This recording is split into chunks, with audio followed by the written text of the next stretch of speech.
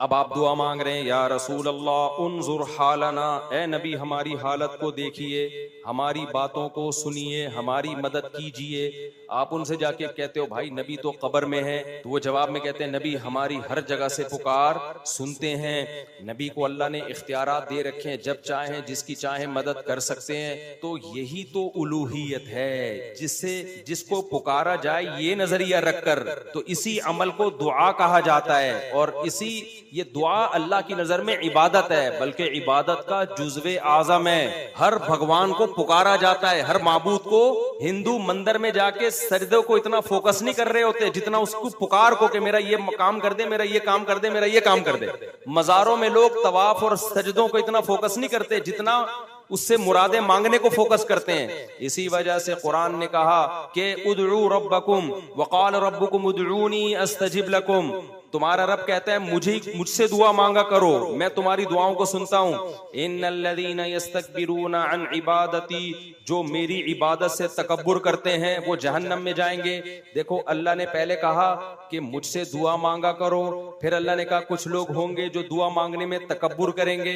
तो अल्लाह ने क्या फरमाया, जो मेरी इबादत से तकब्बुर करते हैं। तो यहाँ अल्लाह दुआ को क्या कह रहे हैं, इबादत। भाई साहब समझ में आ रही है कि नहीं आ रही है? देखो अल्लाह ने इस सूरह जुमर की इस आयत में क्या फरमाया, मुझसे दुआ मांगा करो। और जो मेरी इबादत नहीं करते यानी मुझसे दुआ नहीं मांगते, तो तमाम मुफस्सिरीन लिखते हैं इस आयत के तहत कि इसमें अल्लाह ने साफ बता दिया कि दुआ ही क्या है, असल इबादत है। तो जब आप नबी से दुआ मांग रहे हो, या रसूल अल्लाह उन्जुर हालना वस्मा खालना, या रसूल अल्लाह मदद, या अली मदद, या गौसे आदम मदद, तो आपसे पूछा जाएगा भाई इसका मतलब क्या है। अगर आप मतलब ये बयान करते हो कि नबी मेरी जब चाहे मदद कर सकते हैं, इसका मतलब आप नबी से दुआ मांग रहे हो, इसका मतलब आप नबी की इबादत। फिर इस तकल्लुफ की जरूरत नहीं है कि मैं नबी की कब्र पे सजदा नहीं करता, मैं नबी की कब्र पे तवाफ नहीं करता, मैं इबादत थोड़ी कर रहा हूँ, मैं तो नबी से मांग रहा हूँ। भाई तो मांगना ही तो इबादत है। जैसे उसने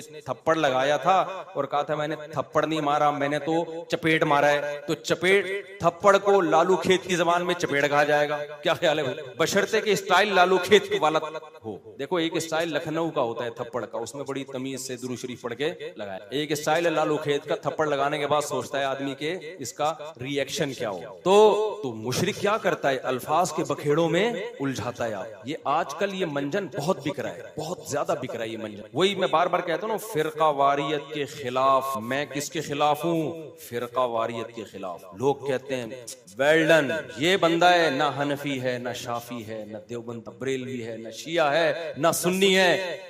वाह वाह, काम क्या हो रहा है? नया फिरका लॉन्च। बजाय इतने सारों को खत्म करने के एक नया मार्केट में आ रहा है। लोग काम नहीं देख रहे, लोग क्या देख रहे हैं? लेबल देख रहे हैं। तो भाई हम तो यही चीख चीख के थक गए, अल्लाह के बंदो लेबल मत देखो, काम देखो।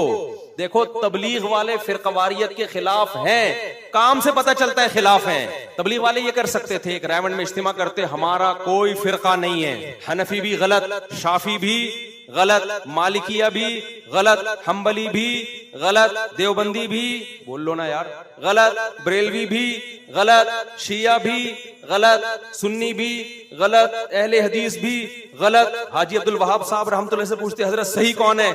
सही सिर्फ हम, क्योंकि हमारा कोई फिरका नहीं है। समझ में नहीं आ रही बात? फिर उस जमात में जब कोई आता, फिर हाजी अब्दुल वहाब साहब की कुरान और हदीस की रोशनी में अपनी एक नई नमाज आती मार्केट में, समझ रहे? जो ना हनफियों से मैच कर रही होती, ना शाफियों से मैच कर रही होती। कुछ नए मसाइल आते जो पूरी उम्मत से अलग होते हैं, क्योंकि पूरी उम्मत तो घास खा रही थी अब तक। आप फिर कवारियत के खिलाफ। फिर जब कहते हैं हजरत ये तो अबू हनीफा भी इसके कायल नहीं है, आप कोई नया मसला मार्केट में लेकर आए हैं, ये तो इजमाई उम्मत के खिलाफ है।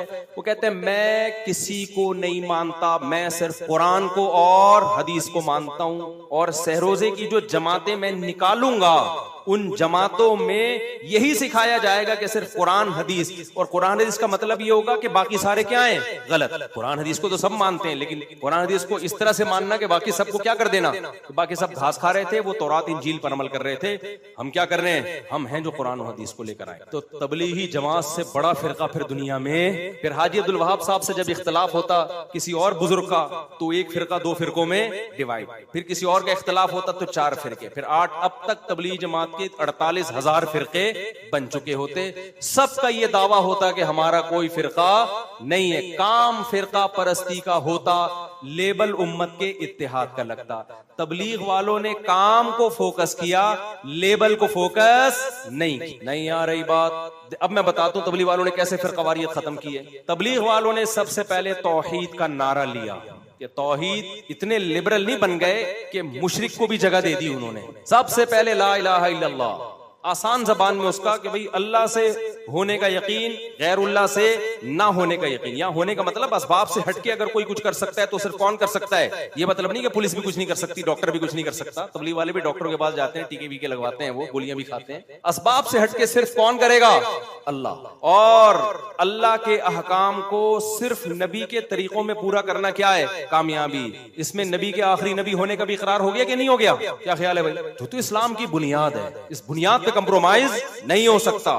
फिर उन्होंने 6 नंबर बयान किए, जिन 6 नंबरों में किसी को कोई इख्तिलाफ नहीं है। उन 6 नंबरों में एक खूबसूरत नंबर उलमा का इकराम, ताकि लोग उलमा से हटके कोई नया फिरका ना बना ले। तबलीग में उलमा का इकराम सिखाया जाए। क्या सिखाया जाता है? उलमा का इकराम। इसलिए आप तबलीग में जाओ, कोई टांगे चौड़ी करके नमाज पढ़ रहा है, कोई पतली करके नमाज पढ़ रहा है। अरब भी हैं इसमें, मिस्र के लोग भी हैं इसमें, अफ्रीका के लोग भी हैं इसमें, मराकश के लोग भी हैं। हालांकि सबकी नमाजें थोड़ी थोड़ी डिफरेंट, और सहाबा में भी ये नमाजें थोड़ी थोड़ी डिफरेंट थी। तो सहाबा में फिरके थे क्या फिरके?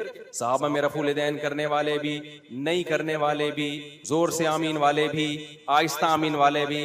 तबलीग ने अपने अमल से बता दिया कि जब सहाबा में डिफरेंट किस्म की नमाजें हो के भी इनका एक फिरका हो सकता है, तो इन डिफरेंट नमाजों को मुनाजरों करके खत्म करने की जरूरत नहीं है। अल्लाह इस उम्मत में इसी डिफरेंट किस्म की नमाजों के साथ ही इस उम्मत को मुत्तहिद देखना चाहता है। तो तबलीग में रफूल दैन वाले भी मिलेंगे और ना करने वाले भी, जोर से वाले भी और जोर से आमीन वाले भी, आहिस्ता आमीन वाले भी। उन्होंने कहा भाई सहाबा का ये हेडेक था ही नहीं, जिसको जो हदीस पहुंची अमल कर लिया उसने, जिसको जिस आलिम पर एतमाद हुआ उसकी राय पर अमल कर लिया। पूरी दुनिया में इस वक्त मुसलमानों का सबसे बड़ा नेटवर्क कौन सा है? तबलीगी जमात। तौहीद पर कंप्रोमाइज नहीं, खत्म नबूवत पे कंप्रोमाइज नहीं किया उन्होंने, क्योंकि अल्लाह से होने का यकीन और अल्लाह के हकाम किसके तरीके पर?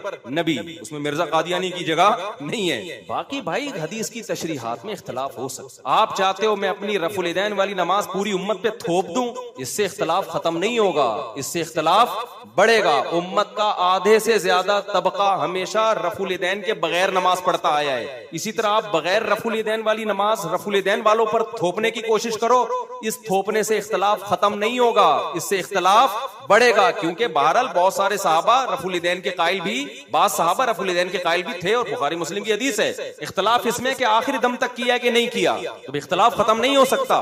तो अगर आप एक नमाज भी थोपोगे दूसरे पर, तो इससे लेबल इत्तेहाद उम्मत का लगेगा। काम क्या होगा?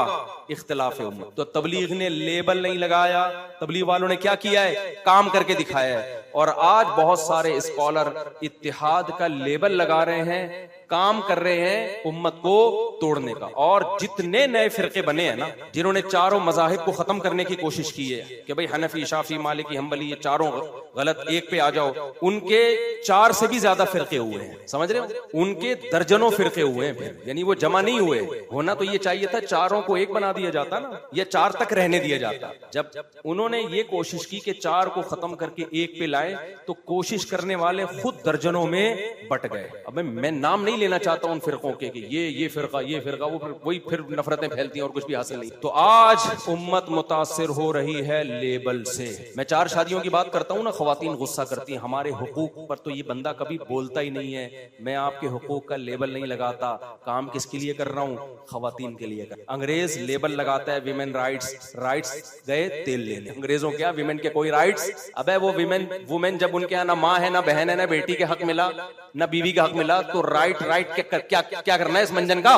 देखो अंग्रेजों के यहाँ जो बूढ़ी माँ है ना, उसका कोई हक बोलो तो वो औरत ही है ना, वो ओल्ड हाउस है उसका ठिकाना। तकरीरें आप गोरे से करवा लो औरत के हुकूक पर। मदर डे मनाएगा, हमसे ज्यादा पैसा खर्च करेगा मदर डे पर। पैसा क्या, 2-3 चॉकलेटों का खर्चा होता है, ज्यादा नहीं होता। फादर डे मना लेंगे ये लोग। शोर ज्यादा कौन मचाता मचाता है? लिबरल लोग, फादर मदर। हम शोर नहीं मचाते, लेकिन हम माँ बाप को मरने के बाद भी अब तक दुआओं में उनके लिए रोते हैं, तमन्ना करते हैं काश जिंदा होते तो थोड़ी खिदमत करके अपने गुनाहों को माफ करवा लेते, काश जिंदा होते। सबसे बड़ी इबादत ही हमारे लिए क्या है? माँ बाप की खिदमत, औरत के हुकूक, औरत की आजादी, औरत की आजादी। लेबल बड़े जबरदस्त, रिजल्ट क्या निकल रहा है? मर्द की अय्याशी। नहीं आई बात? औरत की आजादी का मतलब पता है क्या है? कपड़ों से आजाद करो ताकि मर्दों के क्या हो? मजे। मर्द कभी भी बोर ना हो, बोरिंग लाइफ। बुरकों में औरत नजर आ रही है, बोरियत किसको होगी? आदमी को होगी। आप जब ऑफिस में जाओ, एक फुलझड़ी यहाँ बैठी भी हो, एक फुलझड़ी चमक छल्लो यहाँ बैठी भी हो, आपके आप बॉस बन गए तो एक फुलझड़ी आपकी असिस्टेंट हो। उस फुलझड़ी को क्या मिल रहा है? बीवी वाली मोहब्बत नहीं मिल रही उसको, जो घर में रह के मिलती। और अभी बुढ़ापा उस फुलझड़ी का जो बर्बाद होने वाला है ना। आज किसी ने मुझे कहा कि आजकल शादीशुदा खवातीन कंवारी लड़कियों को देखकर एहसास कमतरी में जाती हैं, जो गाड़ियों में घूम रही हैं, लाइफ को एंजॉय कर रही हैं, मियां लेस जिंदगी। कोई मियां नहीं है, अच्छी पोस्टों पर है, पैसा अय्याशी। तो शादीशुदा बेचारी ठिठरती है उन्हें देख के कि हाँ मैं तो अपने मियां को पूछना है, चाय का पूछना है, बच्चों का ख्याल, बच्चों का पैम्पर चेंज। हो असल अय्याशी किसकी है? इसकी। जिन्होंने मुझे ये कहा ना, मैंने उससे कहा कि थोड़े दिन इसकी जवानी के गुजरने दो।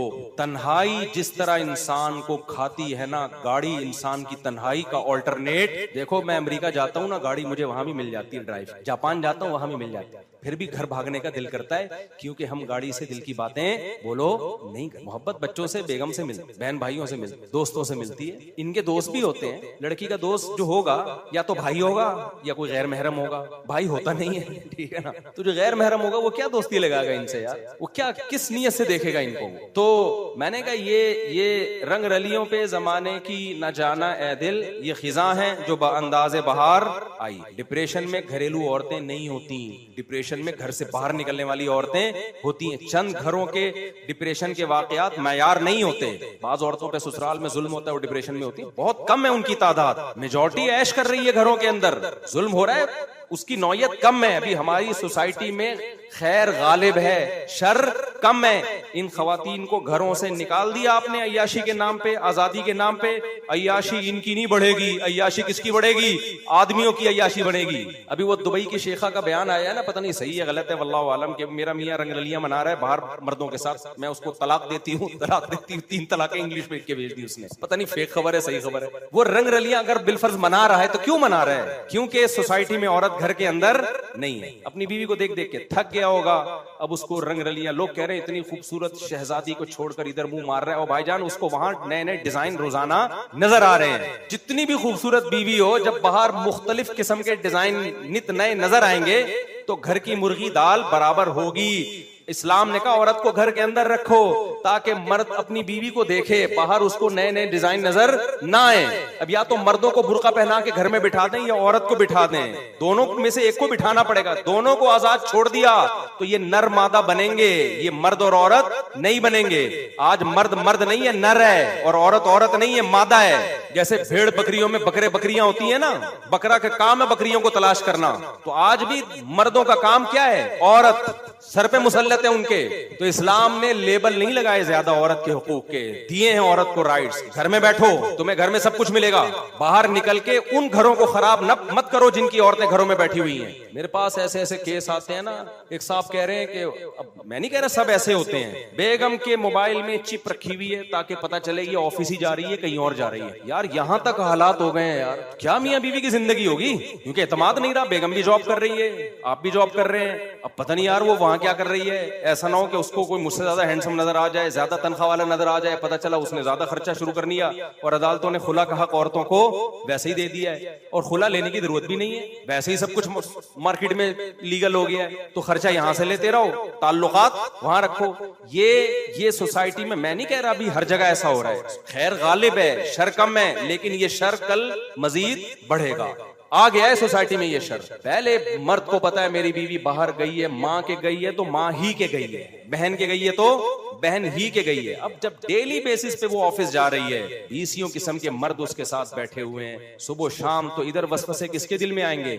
इस आदमी के दिल में आएंगे, यार पता नहीं जा भी रही है कि क्या है। और थोड़ी सी मर्द में कमजोरी हुई, उसे पता है कि अब मेरी इस कमजोरी का ये नाजायज फायदा उठा सकता। और इसी तरह औरत को भी मियां पे एतमाद खत्म। पहले औरत को पता था मेरा शौहर ऑफिस में है तो वहां बड़ी बड़ी दाढ़ी मूंछों वाले इसी जैसे इंप्लॉइज होंगे, कुलीग होंगे इसके। अब उसको पता है कि जब ये ऑफिस में जा रहा है तो कॉल सेंटर में इसके दाएं बाएं फुलझड़ियां बैठी, तो इसे मैं थोड़े दिनों में पुरानी सी लगूंगा। तो उसको अपने मियां पे एतमाद खत्म, मियां को बीवी पे एतमाद खत्म। तो इससे घरों का निजाम क्या होगा?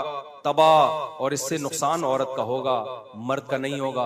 तलाक के बाद औरत का मामला खराब होता है, आदमी कह रहा है चलो जान छूटी, ठीक है ना, अय्याशी का दरवाजा खुल गया। वो तो शरीफ शुरफा किस्म के आप लोग बैठे हुए, उनको तकलीफ होती है, वरना सेकुलर लिबरल आदमी कहता है जान छुड़ा यार, निकल पतली गली से। सबकी बात नहीं कर रहा, लेकिन ऐसा होगा आहिस्ता आहिस्ता। तो इसलिए इन नारों से मुतासिर ना हुआ करो मेरे भाई, रंग रलियों पे जमाने की न जाना ए दिल। ये खिजा है जो लेबल बाहर का लगा, ठीक है ना, खिजा है जो लेबल किसका लगा के आई है? बाहर का। हमने अपनी माओं को, दादियों को, घरों की औरतों को देखा है, घरों में जिंदगी गुजारी, ऐश की उन्होंने, और कर रही है अल्हम्दुलिल्लाह। और हमने उनको भी देखा है जो घरों से बाहर निकली हैं आजादी के नाम पे। जवानी में कुछ रंगरलियां होती हैं, लेकिन तन्हाई क्या करती है?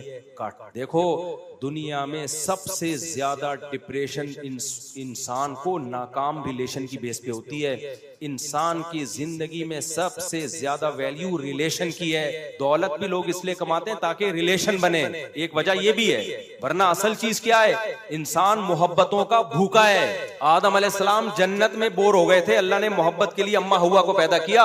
और अम्मा हव्वा को ऐसा नहीं किया कि पहले पैदा कर दिया, अल्लाह को पता था अकेली ये बोर हो जाएंगी, पहले मियां का इंतजाम करो इनके लिए। समझ रहे हो कि नहीं समझ रहे?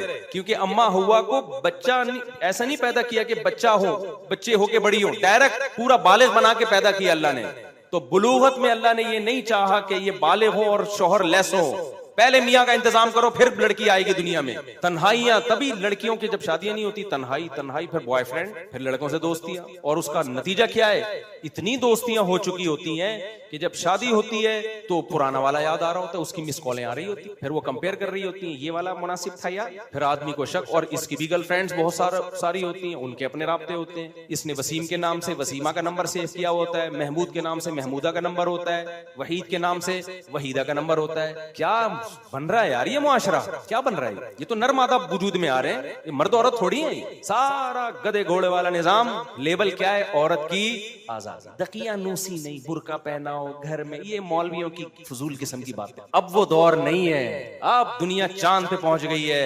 अब कोई मौलवियों की इन बातों में नहीं आएगा। इसका मतलब दुनिया चांद पे पहुंच गई है। अब इंसान को गधे घोड़े वाला सेटअप दे दो, इंसानियत उनसे छीन। क्योंकि गधे घोड़ों में भी मियां बीवी नहीं होते, रिलेशन उनका भी बहरहाल होता है। गधे का गधी के साथ और घोड़े का घोड़ी, कुत्ते का भी होता है, वो ज्यादा हो जाएगा, लेकिन बहरहाल। तो मेरे भाई लेबल पे मत जाओ, लेबल पे मिलते जुलते नामों से धोखा मत खाओ।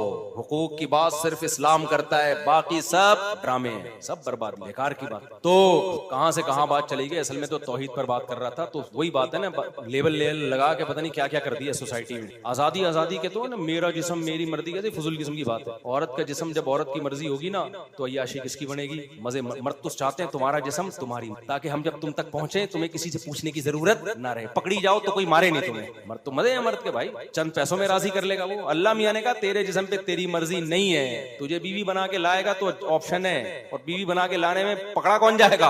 आदमी। सारी जिंदगी उस पर खर्चे, तेरे बच्चों का बाप बनेगा वो। अंग्रेजों में होते भी है, नहीं भी होते। कभी कह लेते हैं ठीक है मैं एज ए फादर इसको एक्सेप्ट करता हूं, कभी कहते हैं नहीं भाई जाओ। तो मर्दों के मजे हैं भाई। मर्दों को चाहिए अमेरिका में पैदा हो, औरतों को चाहिए मुस्लिम सोसाइटी में पैदा। अंग्रेज औरत पता है जब मुसलमान होती है ना, वो तीसरी बीवी बन जाती है आराम से, क्योंकि उसको पता है अपने मर्दों का। वो कहती है 4 होंगी ना, पता होगा 4 हैं, क्योंकि उसने वो जिंदगी गुजारी होती है कि मेरा एक बॉयफ्रेंड था और कमबख्त ने 20 गर्लफ्रेंड रखी हुई थी संभाल के दाएं बाएं। अंग्रेज वाकई झूठ नहीं बोलते, लेकिन एक झूठ 99% गोरा बोलता है अपनी बीवी से कि मेरा तुम्हारे अलावा कोई रिलेशन नहीं है, और अपनी गर्लफ्रेंड से कि मैं तुम्हारे अलावा किसी से मोहब्बत नहीं करता। ये अंग्रेज, ये झूठ जैपनीज भी बेतहाशा बोलते हैं, और अंग्रेज भी, अमेरिकन भी, जर्मनी वाले भी, फ्रांस वाले भी, 99% ये झूठ, इसके अलावा कोई झूठ नहीं बोलते वो। और हम ये वाला झूठ कम बोलते हैं, इसके अलावा सारे झूठ। लेकिन ये एक झूठ ही उन सारे झूठों पे क्या है? हमारे झूठ क्या होते हैं यार? टमाटर गले हुए थोड़े से यूं नीचे कर दिए, ऊपर साफ साफ क्या कर दिए, पहना दिए टमाटर, उसको गुर्बत में कर रहे हैं यार, गलत कर रहे हैं। ये हालात आप अंग्रेजों को दो तो सही, ये दो, फिर देखता हूं भाई कौन ईमानदार है। ईमानदारी और बेईमानी का आजमाइश में पता चलता है। जब पेट भरे हुए होते हैं तो सारे ईमानदारी होते हैं मेरे भाई। तो यूरोप, अमेरिका और इन मुल्कों की, तरक्की याफ्ता मुल्कों के ईमानदारी के वाकयात हमारे सामने बयान मत किया करो। तोंदे भरी भी होती हैं तो बेईमानी की जरूरत होती नहीं है। इन हालात में, इन पसीनों में और लोड शेडिंग में 10 मुहर्रम का रोजा रखा, हमारे घर वालों ने, लाइट ही चली गई, ऐन इफ्तारी के वक्त लाइट आई है। अबे तुमने करबला बना दिया यार। तो वो घर वाले बोल रहे थे कि भाई इस तकल्लुफ की अब जरूरत क्या, अब बेहोश होने वाले थे, ऐसी हालत हो गई थी। तो इस कंडीशन में अंग्रेज सच बोले, फिर मानूंगा भाई अंग्रेज क्या है, सच्चा है। तो ये हालात जो हमारे ऊपर चल रहे हैं, इस डिजाइन के हुक्मरान और इस किस्म के हालात आप जैपनीज को दें, जैपनीज बोटियां नोच नोच के खाना शुरू कर देंगे आपकी। सबके पेट भरे हुए हैं, मुआशी तरक्की है, लाइफ को क्या कर रहे हैं, इंजॉय कर रहे हैं। तो क्या जरूरत है भाई उनको झूठ बोलने की? तो इसलिए ज्यादा ना वो तारीफें किया करो। कुछ तारीफें बनती भी हैं, वो मैं खुद ही कर लेता हूँ, वो आपके बताए बगैर मैं खुद ही कर लेता। सारी बुराइयां नहीं, कुछ अच्छी बातें। खैर, बात को समेटता हूं मैं। तो मेरे भाई, मुशरिक क्या गड़बड़ करता है? वो करता शिर्क है, लेबल उस पे क्या लगा देता है, तौहीद। तो अल्लाह मियां ने फरमाया कि माबूदों में कुछ माबूद ऐसे हैं जिनको लोग माबूद समझ के उनकी इबादत करते हैं, और तौहीद परस्त उनको माबूद नहीं समझते, लिहाजा उनकी इबादत नहीं करते। वहां तो मामला है क्लियर। लेकिन अल्लाह फरमाते हैं कुछ माबूद ऐसे हैं कि तौहीद परस्त भी उनकी इबादत करते हैं, लेकिन उसको माबूद मानने के लिए तैयार नहीं है। वो कौन से माबूद है? वो है ख्वाहिशात का बुत। क्या आप अपनी ख्वाहिशात से पूछें कि सही क्या है और गलत? हमारा जिस काम को दिल चाह रहा होता है, हम कहते हैं यही सही है। अक्सर 3 तलाकों में ऐसा होता है, जब कोई 3 तलाकें देता है ना, हम कहते हैं नहीं है, तो कहते हैं ये गलत। वो क्यों? दलील की बेस पे नहीं, इसलिए कि उसकी ख्वाहिशात तकाजा कर रही होती हैं कि इसको एक करार दिया जाए। तो उसको वो मुफ्ती सही लग रहा होता है जो उसकी ख्वाहिशात को फेवर दे रहा हो। इस्लामिक बैंकिंग सूद है, यानी बहुत से लोगों की नजर में, जब तक उनको खुद बैंक में जॉब ना मिले। हजरत मुफ्ती तकी साहब को सुबह शाम बुरा भला कहते हैं, जब बैंक से ऑफर आ गई तो भाई मुफ्ती तकी साहब का फतवा है यार, ये किसका फतवा है? मैं अपनी तरफ से थोड़ी कह रहा हूं। अदालती खुलाक का लदम है, कोई हैसियत नहीं है, 2 टके की हैसियत नहीं है अदालती खुला की। लेकिन अगर पुराना शौहर अब याद आ रहा है तो भाई जरा किसी मुफ्ती से पूछ तो लो कि ये खुला शरई लिहाज से ठीक हुआ भी था कि नहीं हुआ था। ये ऐसे केसेस, ये सारे वो हैं जो हम मुशाहिदा बोलो कर रहे हैं। सेकुलर लिबरल आदमी सुबह शाम चीखता रहेगा कि बहन को इस्लाम ने आधी जायदाद क्यों दी है, पूरी क्यों नहीं दी, बहन का हिस्सा इतना क्यों नहीं है जितना भाइयों का है। लेकिन जब सेकुलर आदमी के अब्बा का इंतकाल हो गया तो फिर बहन को पूरा हिस्सा देने के लिए तैयार नहीं होता। फिर हमारे पास आता है, मुफ्ती साहब मेरी बहन कह रही है 1 करोड़ तुम्हारे तो 1 करोड़ ही मेरे, और मेरे अब्बा ने वसीयत की थी कि 1 करोड़ मेरे तो 1 करोड़ इस बेटी को भी देना। तो वो बहन मुतालबा कर रही है भाई से ना कि अब्बा ने लिख के दिया इस टाइम पेपर पे कि देखो तुम्हारे 1 करोड़ तो 1 करोड़ इसके भी है। तो आएगा मुफ्ती साहब, अब्बा की ये वसीयत शरअन ऐन पे पूरा ना ऐन निकालते हैं, फिर अंदर से शरअन व अक़लन नाफिज होगी कि नहीं होगी। मुफ्ती साहब कहते हैं भाई वसीयत क्या है, कल अदम, बहन को आधा मिलेगा, आपको पूरा मिलेगा, डबल मिलेगा। अब्बा ने जो कह दिया बेटी को भी पूरा मिले, ये अब्बा की वसीयत क्या है, कल अदम। फतवा लेते हैं, देखो इस्लाम मुफ्ती लोग ज्यादा समझते, मुफ्तियों से फतवा लिया जाए। तो ये मार्केट में क्या हो रहा है, अब यूट्यूब की अर्निंग के वजह में बताया ना जायज है, तो लोग कहते हैं देखो अपने चैनल को हलाल करने के लिए जायज है। हालांकि मैं बार बार कहता हूं, हमने जब इस पे जवाज का फतवा दिया था, हमारा कोई चैनल सिरे से था ही नहीं, ना बनाने का इरादा था। लेकिन लोग क्या कर रहे होते हैं हमारे खिलाफ, ये मौलवी खुद चीजों को हलाल करने के लिए यूट्यूब हलाल हो गया, देखो असल में फिर खुद थोड़े दिनों में चैनल खोल रहे होते हैं, मोनेटाइज करा रहे होते हैं। फिर जब उनसे क्या कि यार ये तो हराम है, भाई मुफ्ती तारिक मसूद साहब का फतवा है, जामिअतुर रशीद का फतवा है, हम भाई मुफ्तियों के फतवे को फॉलो करेंगे। मैं समझा पा रहा हूं अपनी बात के नहीं समझ में आ रहा। अच्छा मेरे भाई, झगड़ों में यही चल रहा है। जब अब्बा को बेटों से हक चाहिए तो वो सारी हदीसें जो माँ बाप के हुकूक पर हैं, A to Z, सही ज़ईफ, हसन लिगैरी, हसन लिआइनिही, और ज़ईफ जो है सही लिगैरी ही सही लिआइनी ही सारी मुतवातिर हदीसें याद करके बेटे को सुना रहे होते हैं। समझ में आ रही बात कि नहीं आ रही? कि इस्लाम में बाप का ये हक है, ये हक है, ये हक है। जब बेटा बड़ा होकर कहता है अब्बा वहां दिल चाह रहा है, या अब्बा मेरे पास अब अर्निंग भी हो गई है, मैं शादी करना चाहता हूँ, और फिर बेटा एक हदीस भी सुना दे, सही है, तो फिर अब्बा, फिर यहाँ अब्बा इस्लाम को क्या करते हैं, फिर अब्बा कहते हैं तू होता कौन है बाप के सामने ऐसी बातें करने? मैंने तुझे पाल पोस के बड़ा इसलिए किया है कि तू मुफ्ती तारिक मसूद के बयान सुन के 4-4 शादियों की बातें करे। नालायक, पहले मेरा जो तेरे ऊपर खर्चा हुआ है वो कमा के मुझे रिटर्न लौटा, उसके बाद जो होगा देखा जाएगा। हर आदमी फंटर बना हुआ है भाई। बाज मस्जिदों के इमाम अक्सर ऐसे नहीं होते, आप इमामों को बुरा ना समझे। बाज इमाम क्या करते हैं, जब पैसों में वो गड़बड़ कर रहे होते हैं ना, जब कोई इमाम के साथ बदकलामी करे, बदतहजीबी करे, तो इमाम साहब कहते हैं इमाम का शरीयत में एहतराम है, जिसके पीछे नमाज पढ़ते हो एहतराम है, 100% हम भी मानते हैं भाई उलमा वरसाए अंबिया हैं, उलमा अंबिया के वारिस हैं, हदीस में आता है। तो नबी का जब एहतराम है तो नबी के वारिसों का भी एहतराम है। लोग कहते हैं हजरत आप सर पे दम कर दें हमारे, आज के बाद आपकी कभी गीबत नहीं करेंगे, आप हमारे बड़े, आप हमारे बाप, क्योंकि आपने हमें नबी की हदीस सुना दी। फिर जब बाज इमामों की बात कर रहा हूँ, देखो इमामों से बदगुमान ना हो, बेचारे वैसे इमामों के लोगों ने कत बनाई भी होती है, लेकिन बाज अइम्मा क्या कर रहे होते हैं, भाई चंदा आ रहा है, पता नहीं कितना आ रहा है, कहाँ जा रहा है, कोई हिसाबो किताब नहीं है। फिर जब आप उनसे पूछते हैं इमाम साहब आप डायरेक्ट चंदा लेके रसीद क्यों नहीं कटवा रहे, आप उसका हिसाब क्यों नहीं दे रहे? सूरह बकरा की इतनी लंबी आयत है कि आपस के मामलात लिखत पढ़त के बगैर और गवाहों के बगैर मत किया करो ताकि बदगुमानी का मौका ना मिले। तो इमाम साहब फौरन अल उलमा वरसतुल अंबिया, उलमा से ऐसे बात नहीं की जाती। हजरत चलो और नरम लहजे में बात कर लेता हूँ, इमाम साहब जो उस दिन 20 लाख रुपए आए थे उसका कोई हिसाब किताब नहीं है, कहाँ गए? बहुत तमीज से दुरूद शरीफ पढ़ के बात शुरू करता हूँ मैं, समझ रहे? इमाम साहब कहेंगे तुम्हें शर्म नहीं आती, इतनी बड़ी दाढ़ी मैंने रखी हुई है, मैं चोर नजर आ रहा हूँ तुम्हें क्या शक्ल से? तो अब आप जवाब में को इमाम साहब सूरह बकरा में अल्लाह ने जो कहा माली मामलात को लिखो, कंफ्यूजन पैदा ना करो, बदगुमानी को मौका ना दो, उसमें अल्लाह ये नहीं कहा ये काम बगैर दाढ़ी वाले करें, दाढ़ी वाले ना करें, ऐसी कोई शर्त अल्लाह ने बोलो नहीं लगाई। जब मैं दूसरी शादी कर रहा था ना, लोगों ने कहा तुम्हारे बच्चे हैं, तुम्हें शर्म नहीं आती ये काम करते हुए? मैंने कहा अल्लाह मियां ने जो कहा ना 2-2 3-3 करो, उसमें अल्लाह ने ये अगर कह देता है जिनके बच्चे नहीं है वो करें, तुम्हें नहीं। अल्लाह मियां ने कहा जितने भी मुसलमान हैं वो करें। फिर किसी ने कहा दाढ़ी रख के ये काम करो, शर्म नहीं आ रही? मैंने कहा अल्लाह मियां जो कुरान में कहा 2-2 3-3 करो, उसमें ये नहीं कहा कि बगैर दाढ़ी वाले करें, दाढ़ी वाले ना करें। बाज लोगों की दाढ़ी सफेद होती है, वो ये काम कर रहे होते हैं, तो लोग कहते हैं सफेद दाढ़ी में दूसरी शादी करते हुए तुम्हें शर्म नहीं आती? एक साहबा है ना, मैंने कहा उनको बोलो कुरान में अल्लाह ने ये नहीं कहा जिनकी काली दाढ़ी है वो 2-2 3-3 और 4-4 करें, सफेद वाले ये काम बोलो ना नहीं करें। एक साहब करने लगे, किसी ने कहा तुम्हारी पहली बीवी इतनी अच्छी है, पसंदीदा है, उसके होते हुए क्यों कर रहे हो दूसरी? वो मेरे पास है, मेरे पास दलाइल बहुत है अल्हम्दुलिल्लाह। मैंने उससे कहा अल्लाह मियां ने कहा फन की हूँ माता